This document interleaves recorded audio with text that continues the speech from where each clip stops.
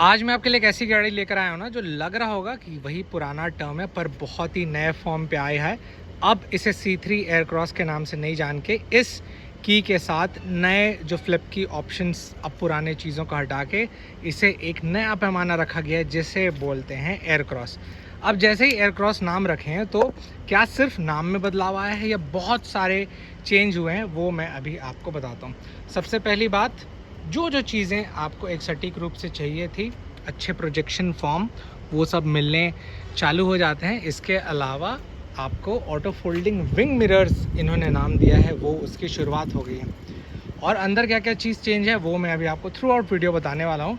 पर इस air cross का सबसे इंटरेस्टिंग पार्ट, जो बीते हुए कल जो न्यूज़ लॉन्च हुआ है, वो सबसे ज़्यादा मुझे प्यारा लगा।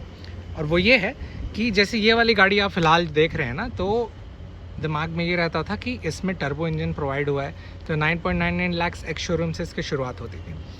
पर कीमतों के हिसाब से इतना बड़ा एसयूवी देना सिट्रॉन के लिए बहुत ही स्मार्ट डिसीजन साबित हो रहा था। तो इन्होंने अब क्या किया है कि एक नया टर्म नेचुरली एस्पिरेटेड इंजन को भी इंक्लूड कर दिए। अब जब नेचुरली एस्पिरेटेड इंजन को इंक्लूड किए हैं तो फ़ायदा ये हो जाता है कि कीमत कम हो जाती है।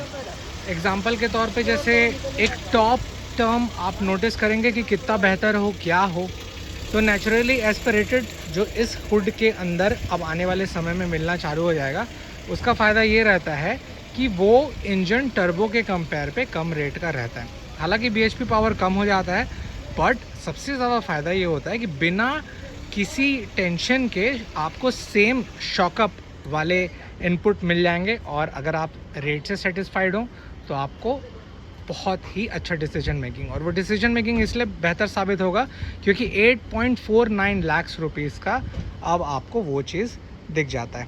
तो 8.49 में बहुत सारी बेहतर चीज़ ये हो जाएगी कि लगभग आपको 1.2 लीटर का 3 सिलेंडर नेचुरली एस्पिरेटेड जो इंजन है वो 82 bhp और 115 Nm का टॉर्क निकाल के देगा।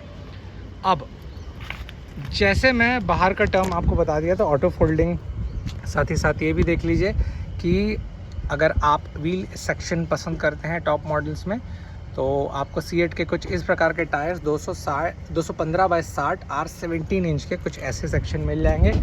और वहीं पर जैसे मैं अंदर की तरफ जाऊं तो अंदर जो छोटी मोटी कमी थी अब पूरी तरीके से इन्होंने बेहतर कर दी। तो वो क्या थी छोटी मोटी कमी? तो सबसे पहली बात तो जितना भी लेटेस्ट ऑप्शन के हिसाब से आपको जो फ्लिप की देना था वो मिल गया था, ये वाला। अब और बेहतर ये हो गया कि जैसे अब मैं चालू करूं तो अब इसमें आपको सुविधाएं दे दी है कि ऑटोमेटिक एसी जो चाहिए था वो मिल गया। तो ऑटोमेटिक एसी देने के बाद एक सुकून ही सुकून है कि अब किसी भी हाल में प्रॉब्लम नहीं होगा। तो बीच का डैशबोर्ड देख रहे हैं, वो काफ़ी ज़्यादा यूनिक और क्लासी कुछ हद तक रखता है। और 6 एयरबैग्स और seat belt reminder standard across the all range, मतलब आप शुरुआती पहल से ही काफ़ी ज़्यादा सुरक्षित महसूस कर पाएंगे। इन सब चीज़ों के अलावा अगर मैं आपको बताऊं सामने का और छोटा मोटा डिटेल्स, तो कुछ इस प्रकार की MID स्क्रीन जो मिलती थी वो मिल जाती है, और सटीक पैमाने में कितने किलोमीटर पे गाड़ी चल रही है, सेंटर बताता है कितने RPM पे, उसके आउटर पे फ्यूल का इंडिकेशन यहाँ, और राइट साइड पे गाड़ी का टेम्परेचर, हीटिंग इंडिकेशन वगैरह सब बताता है। बीच में सेंटर पे AC के वेंट्स दिए हुए हैं और ऑटोमेटिक क्लाइमेट कंट्रोल में बता दिया था। ये फ़िलहाल ज़्यादा स्मूदर फॉर्म इसलिए भी हो जाता है क्योंकि 6 स्पीड गियर बॉक्स के साथ आता है। तो अब गाड़ियों पे 2 इंजन ऑप्शन अवेलेबल है, एक सिंपल प्रोफाउंड पे जितने की ज़रूरत थी वो, जिसे कह सकते हैं नेचुरली एस्पिरेटेड, और दूसरा वाला अगर आप दबा के पावर इसका देखना चाहते हैं तो वो भी देख सकते हैं, किस में, तो टर्बो ऑप्शन पे। तो फिलहाल इस प्रकार का ग्लव बॉक्स, ये सब चीज़ें आप देख चुके थे तो मैं उतना ज़्यादा कवर नहीं कर रहा हूँ। जो और भी चेंज इसमें हुई है चलिए उसे मैं टैली करके दिखाता हूँ। तो फिलहाल जैसे मैं पीछे की तरफ जाऊँ तो यहाँ कमी बेसी को अब निपटारा कर दिया गया है, क्योंकि पीछे जैसे देख रहे होंगे तो पीछे AC के वेंट्स प्रोवाइड कराए गए। अब AC के वेंट्स प्रोवाइड कराने का फ़ायदा ये हो जाता है कि 3 रो, ये जो सेटिंग के हिसाब से दिमाग में जैसे इन्होंने रखा है ये 5 ऑप्शन भी आप लेते हैं तो सामने अगर एयर कूलिंग एसी में समय लगता था तो अब इसका फ़ायदा ये हो गया है कि थोड़े अब समय कम हो गए हैं। तो रेयर एसी वेंट का देना बहुत ज़्यादा ज़रूरी था और वो जो डिसीजन लिए मुझे बहुत ही सटीक लगा। इसके अलावा बेस मॉडल जैसे आता है मैं आपको ज़रूर दिखाऊंगा, पर फ़िलहाल ये अपडेशन पे ऐसा दिखाना मेरे को ज़रूरी था। और पीछे से गाड़ी कैसे लगती है तो वो कुछ ऐसी। और सबसे मेन प्रोफाउंड पे सिट्रॉन जो वर्ड के नीचे आप देख रहे होंगे तो C3 का पूरा नामो निशान हट गया है।